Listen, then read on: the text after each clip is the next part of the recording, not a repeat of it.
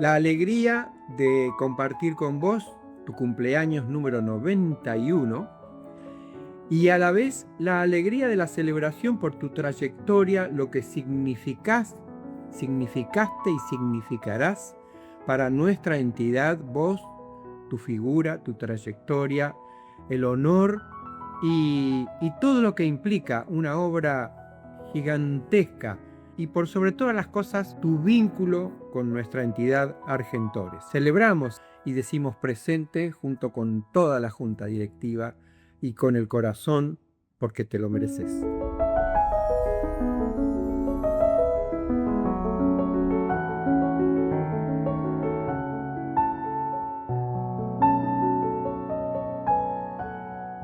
Chip decía que cuando uno es joven le gustan los universales.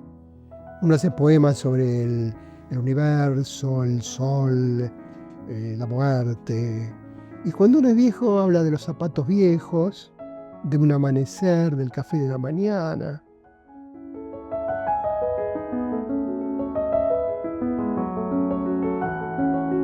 Los inmigrantes querían que los hijos se recibieran de algo, ¿no? Entonces los tres estudiamos ciencias económicas, que era la carrera que en ese momento permitía que uno se insertara en el mundo laboral enseguida. Bueno, yo empecé a escribir y no salí como mi padre esperaba.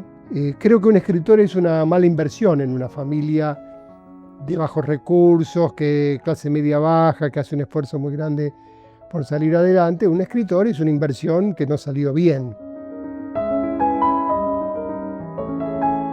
En la década del 30 y del 40 estaba la familia, constituida por el padre, la madre que era el ama de casa que criaba a los hijos, las hijas mujeres no salían nunca y los hijos varones salían a estudiar. Y después, como el padre, salían a trabajar.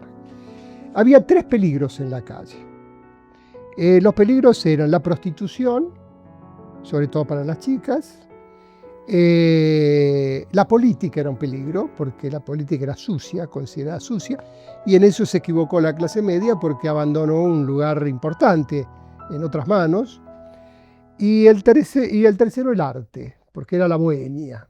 La idea de mi padre de ser artista era la de un primo mío que tomaba mucho vino hasta tarde, las horas de la noche. O sea, para él no existía no tenía modelo de otra vida artística. Creo que por eso yo traté siempre de demostrarle que podía vivir dignamente a pesar de dedicarme a ser escritor.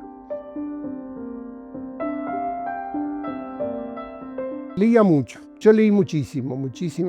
Hasta los 20 años leí una barbaridad, por decirlo de alguna manera. Y desde los 13, 14 años empecé a escribir siempre teatro, no sé por qué.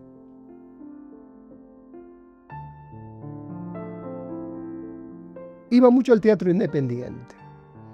Yo creo que el teatro independiente es aparte de ya ser una de las grandes características de nuestro país, como el tango o el dulce de leche, el teatro independiente ya es una característica que yo te diría que nos ha salvado la vida a muchísimos, porque nos ha ayudado a encontrar una vocación y una utilidad en la vida, a ser útiles en la vida. Porque además hacer teatro es una manera de ser piquetero también, pero artístico. Porque se cuentan cosas a través de espectáculos, poniendo la imaginación. Pues es una edad donde uno entra en un teatro independiente y pone todo su esfuerzo, limpia el teatro, limpia los baños, vende las entradas, aprende escenografía, es decir, en Europa nadie sabe lo que sabemos nosotros de teatro, cada uno sabe hacer una cosa.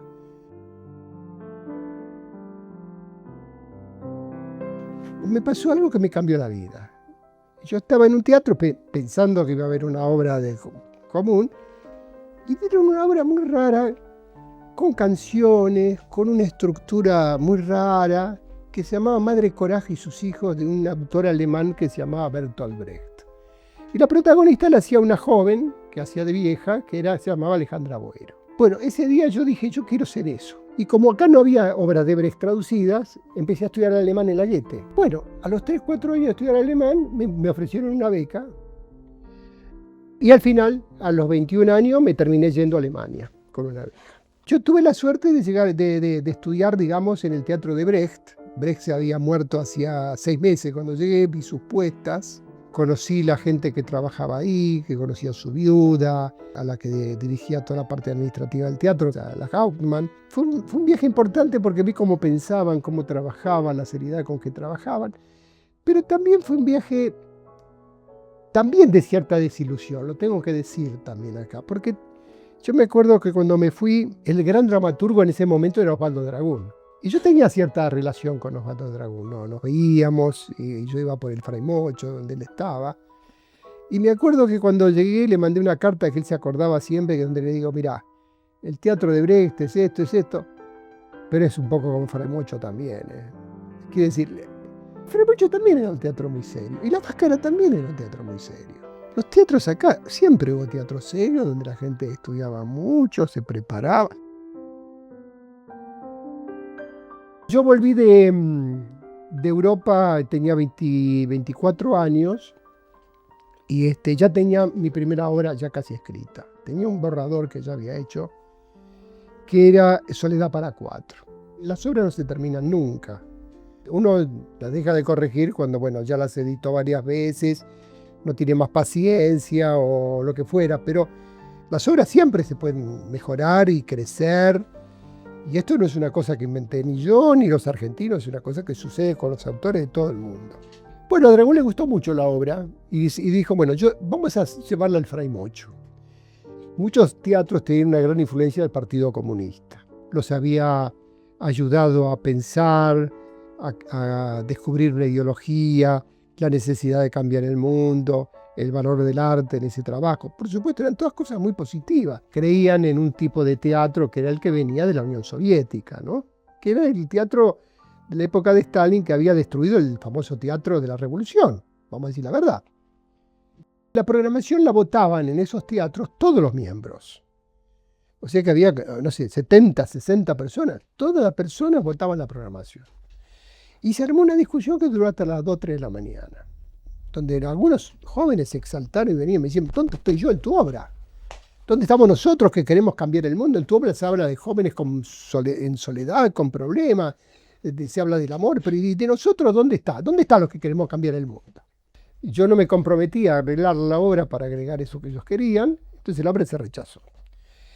Bueno, cada vez que había una situación de esa, yo después descubrí que era una característica de mi vida, yo volví a mi casa lleno de ideas y la trabajaba la obra, aparte de lo que iba a pasar.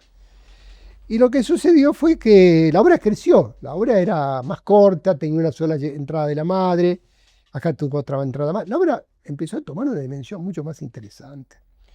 La mandé a un certamen de teatro leído, que el jurado era Gené y no me acuerdo quién más, que acuerdo que la hizo Mosián en ese conjunto. Mosián incluso me dijo un día, la obra tenía un título imposible, que no recuerdo cuál era. Me dijo, che, cambiarle el título, ponerle un título, qué sé yo, ¿qué título querés que le ponga? Y no sé, Soledad para cuatro, qué sé yo. Bueno, el título fue de él. Se lo robé.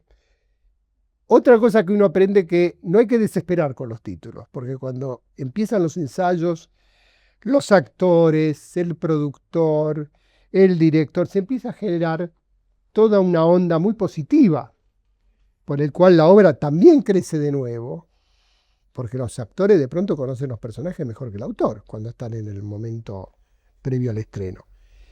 Y a veces surgen alternativas de títulos muy interesantes. Yo seguía trabajando en el diario El Mundo y de pronto un día venían muchos jóvenes, jóvenes de los teatros independientes que les hicieran notas para el diario. Y aparecieron dos miembros de un teatro que yo admiraba muchísimo, que era el teatro independiente que más se había profesionalizado. Tenía una mujer ahí que se llamaba Edith Krila, que era una exiliada de origen húngaro, que conocía muy bien el método de Stanislavski, y que lo formó Augusto Fernández, Aleso, Gandolfo. Los otros teatros muchos no los querían porque decían que eran esteticistas, porque ponían la estética teatral por encima de la acción política. Pero bueno, yo los conocí, los vi ahí, yo los admiraba bastante, había visto Cándida que habían hecho. Entonces le dije, mire, tengo esta obra, yo tenía una obra ahí en el cajón, si aparecía alguien, una copia, se la llevaron y les gustó. Yo tenía ganas como actor y todos, porque trabajamos al eso, la Berenguer, yo, en fin, fue un gran éxito La Soledad para cuatro. porque tenía ganas de hablar de Che, de qué querés, qué haces, pero todo. El autor argentino escribían en poesía, pero no había un teatro realista. Y teníamos ganas de hacer gente de la calle, no pensar cómo es un ruso, cómo es un italiano, ¿no? Y entonces era una felicidad. Y trabajamos además 6 meses con Aleso y Alac con nosotros. Y claro, la gente tenía la experiencia de pronto que decían que estaba en circular además. Y dice, estamos mirando por el ojo de una cerradura. Yo tuve mucha suerte porque fue una experiencia muy, muy importante haberla estrenado con Augusto Fernández como director y actor. El otro personaje lo hizo Aleso. Pepe Novoa hacía el amigo de la madre, que lo hacía Flora Steinberg. Y en un momento que se lesionó, tuvo un problema en un pie, Novoa, un muchacho que había venido de La Plata, que tenía buena pinta, lo reemplazó, que se llamaba Federico Lupi. Tuve la suerte de hacer su primera obra, Soledad para Cuatro, allá en la década del 60, por un lenguaje que era absolutamente argentino y singularmente porteño, pero susceptible de ser entendido en cualquier parte del mundo, como ocurre siempre con los grandes autores, donde su universalidad es justamente el poder ser planteados como reconocibles en cualquier latitud. Y entre las cosas que tuve con mucha suerte fue que mi primera obra me colocó como autor. Eso es una cosa que no es común. Muy poca gente tiene la suerte de que su primera obra ya lo coloca como autor. A la semana siguiente me invitaron a escribir televisión.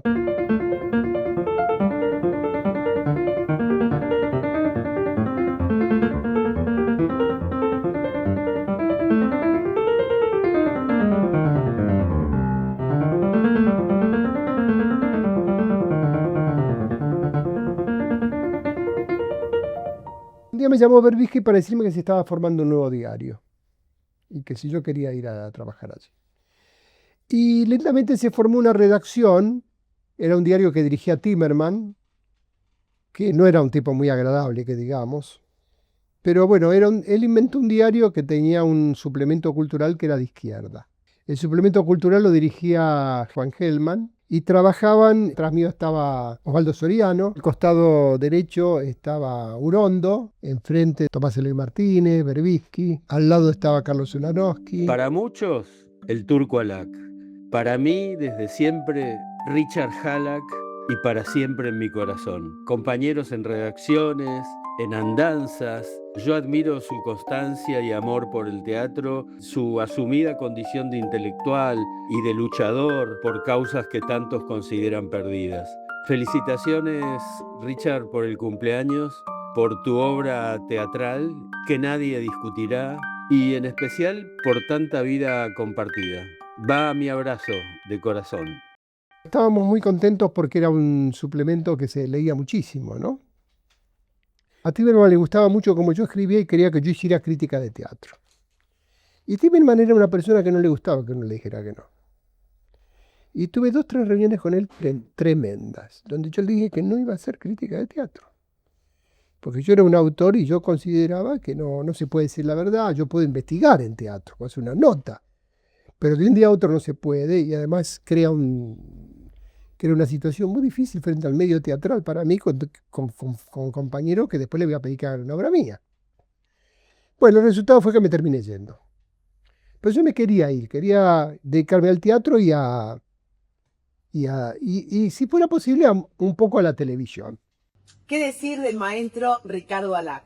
Primero que lo quiero, segundo que lo admiro y después que nos ha enseñado y nos sigue enseñando tanto sobre la dramaturgia, sobre la dirección y sobre el teatro, básicamente. Ese teatro que tanto nos deja, ese refugio que todos necesitamos, especialmente en tiempos tan deshumanizados. Pero me quedo por una frase que él ha dicho en más de una oportunidad. El teatro es el lugar para pensar y reflexionar.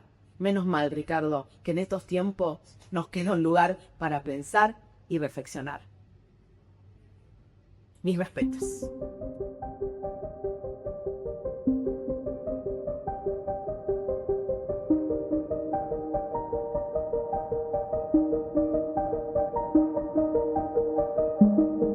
¿Cómo estás, querido? Bueno, quería nada más que decirte cosas lindas de todo el recorrido, de toda la vida, de todo lo que has hecho y lo que vas a seguir haciendo. desearte lo mejor para vos, para toda tu familia, para todos los amigos que tenés. Y te admiramos y te queremos. Nos encanta tu lucidez a esta altura de la vida. Solamente palabras de amor y de recordar. Recordar siempre que hicimos esa obra maravillosa. ¿Te acordás? Qué linda obra, Dios mío. Con nuestro querido amigo que se nos fue también. Pero Virginia y yo estamos firmes al lado tuyo. Te abrazo con todo mi corazón. Que los cumplas feliz. Bueno, un abrazo muy, muy grande, muy, muy grande. Te deseo lo mejor. Disfruta mucho, mucho, mucho con toda tu gente querida. Y ahí estaremos dándote un abrazo el día de tu cumple. Bueno, me tenés que escribir la tercera obra. Hicimos 2 juntos. Así que no hay 2 y 3. Un abrazo fuerte. Me gustaba mucho la idea de mostrar a estas viejas buscando por el campo a sus hijos desaparecidos o a los cadáveres de sus hijos. Y siempre pensé que era después de la batalla de Pavón.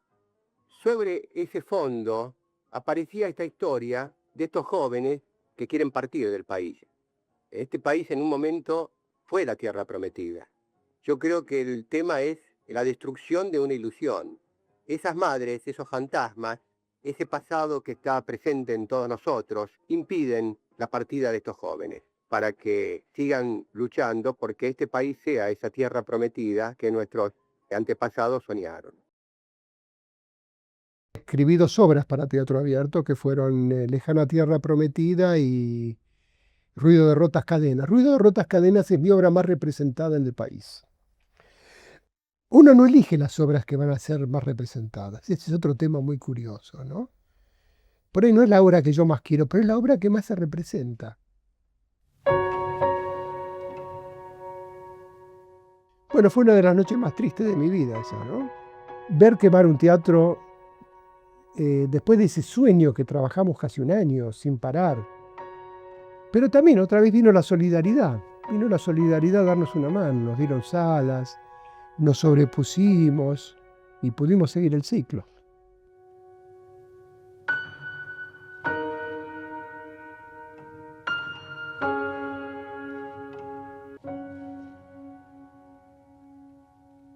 Pues sabes que hay varias teorías de por qué hay tanto arte en un país. ¿Por qué la Argentina tiene tanto arte?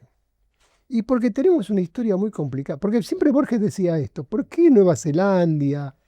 ¿Por qué Australia, que son países, o Canadá, que son países parecidos a nosotros, no tienen el arte que tenemos nosotros?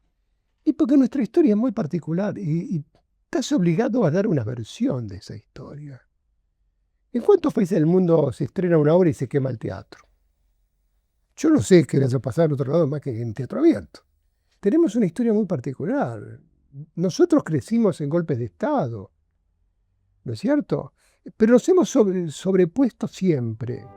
Gracias, maestro, por haberme enseñado a investigar la memoria, la imaginación y los hechos. Porque nos decías que cada historia necesita de estos 3 métodos. Y también me enseñaste que el arte de escribir no solo es técnica, sino expresión, pasión, paciencia y libertad.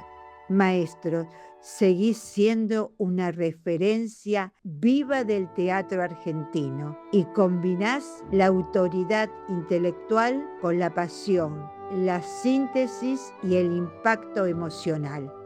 Es un privilegio poder decir que sos un maestro, fuiste un padre y sos mi amigo y sos un referente. Y celebro tu vida y tu trayectoria en esta noche. Te mando un gran abrazo y espero muy pronto poder dártelo en persona nuevamente. Es inolvidable para mí el día que me esperaste después de una clase para decirme me gusta cómo escribís y sin darme tiempo a asimilar el elogio, me propusiste escribir un programa de televisión con vos. Con esa conversación en la puerta de un aula comenzó mi carrera de autor profesional. No hay mejor oportunidad que esta para que yo te agradezca infinitamente porque te debo mi profesión. Aquel día en Interart no solo empezó mi carrera profesional, sino fue el comienzo de una larga amistad que ya lleva 48 años. Y bueno, sigo escribiendo como el primer día, con el mismo entusiasmo, con la misma... nadie sabe cuánto va a vivir, pero mientras llega ese momento tenemos la posibilidad de seguir creando. Y yo creo que la madurez da eso, la posibilidad de ser menos ansioso, de valorar más las buenas cosas que uno consigue, una buena palabra un día, un buen texto, y eso es todo. ¿Te acordás, hermano, qué tiempos aquellos? Pedíamos un whisky para disimular. Yo luego sacaba mi petaca al viento y charla que te charla la hacíamos sonar. Para hacer un brindis hoy también la traje. ¡Feliz cumpleaños! ¡Cuántos! ¡Qué emoción! A tan merecido y justo homenaje sumo mi cariño y mi admiración. Honrando esa amistad, te prometo que la semana que viene voy a llamarte para ir a jugar al tenis. Una pregunta curiosa, ¿sigues jugando al tenis? Me parece que sí, ¿no? Yo también sigo jugando al tenis. Con la zurda. Soy zurdo, ¿ok?